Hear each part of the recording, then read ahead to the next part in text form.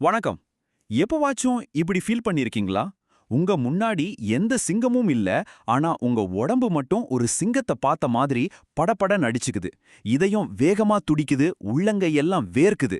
ஆனா அந்த பயத்துக்கு காரணம் உங்க மனசுக்குள்ள இருக்கிற ஒரு நெனப்பு மட்டும்தான். இன்னைக்கு நாம இந்த மாய சிங்கத்த பத்தி தாங்க பேசப் போறோம். அதாவது எதிர்பார்ப்பு கவலை. இந்த ஒரு வரி தான் இல்லாத ஒரு சிங்கத்துக்கு உங்க உடம்பு ரியாக்ட் பண்ணுது. இதுதாங்க நம்ம இன்னைக்கு பேச போற விஷயத்தோட மொத்த சாராம்சமே. இதுதான் அந்த எதிர்பார்ப்பு கவலையோட பவர். கொஞ்சம் யோசிச்சு பாருங்களேன்.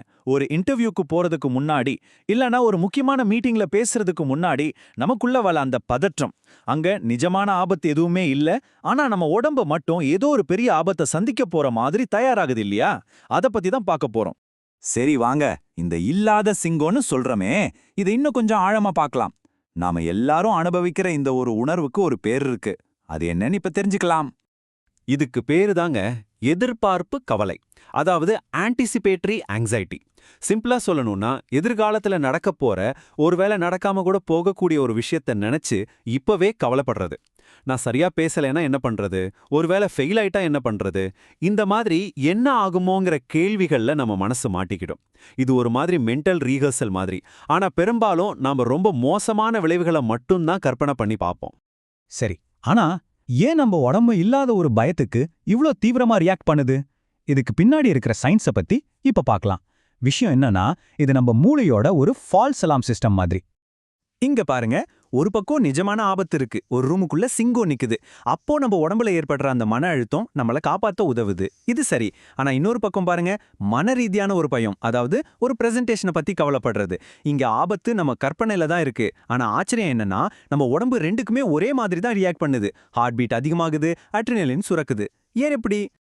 அதுக்கு காரணம் நம்ம மூளைக்கு நிஜமான ஆபத்துக்கும் நாம தீவிரமா கற்பனை பண்ற ஆபத்துக்கும் பெரிய வித்தியாசம் தெரியாது. நம்ம மூளை ஒருவேளை இப்படி நடந்தா என்ன ஆகுங்கிற யோசனைய கூட நிஜமான உடல் ரீதியான ஆபத்தா தான் பாக்குது. இது நம்ம புரிஞ்சுக்கணும். இது ஒரு பயாலஜிக்கல் விஷயம். இது உங்களோட தனிப்பட்ட குறைபாடு கிடையவே கிடையாது. இத புரிஞ்சுக்கிறது தான் முதல் படி.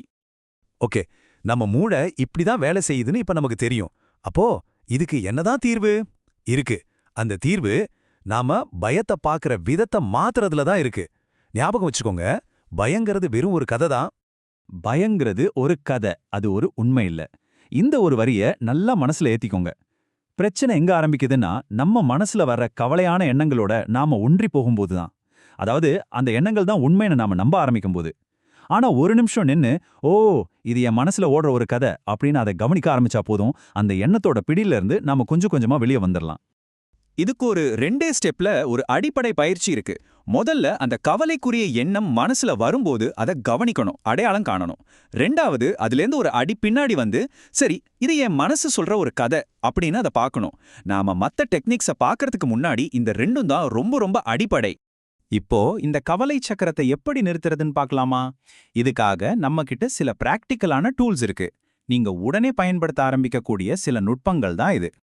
அந்த மாய சிங்கத்தை அடக்கிறதுக்கு ரொம்ப சக்தி வாய்ந்த 2 கருவிகளை பத்தி நாம தெரிஞ்சுக்க போறோம். ஒன்னு கிரவுண்டிங், இன்னொன்னு காக்னிட்டிவ் டிஃப்யூஷன். முதல்ல காக்னிட்டிவ் டிஃப்யூஷன்னா என்னன்னு பார்க்கலாம். சிம்பிளா சொன்னா, உங்க எண்ணங்களுக்கும் உங்களுக்கும் நடுவுல ஒரு சின்ன இடைவெளியை உருவாக்குறது தான் இது.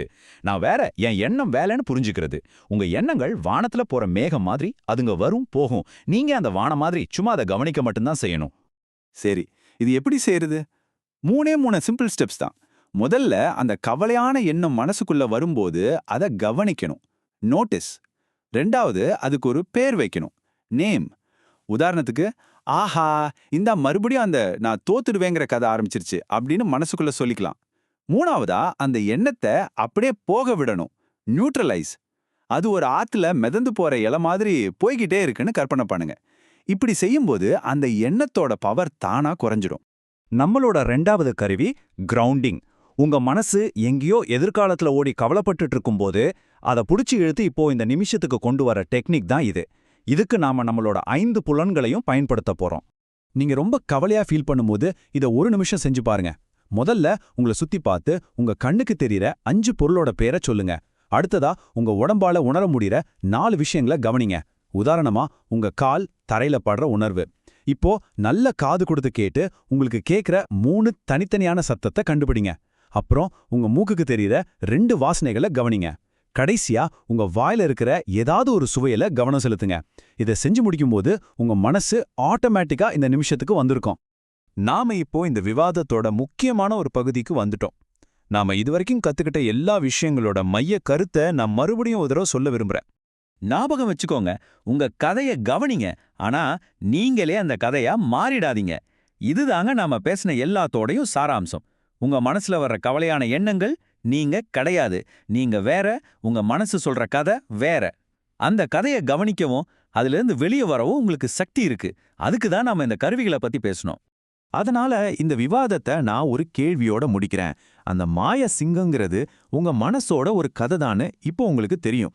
அந்த சிங்கத்தை இப்போ உங்களால தெளிவா பார்க்க முடியுது. இனி நீங்க என்ன செய்ய போறீங்க?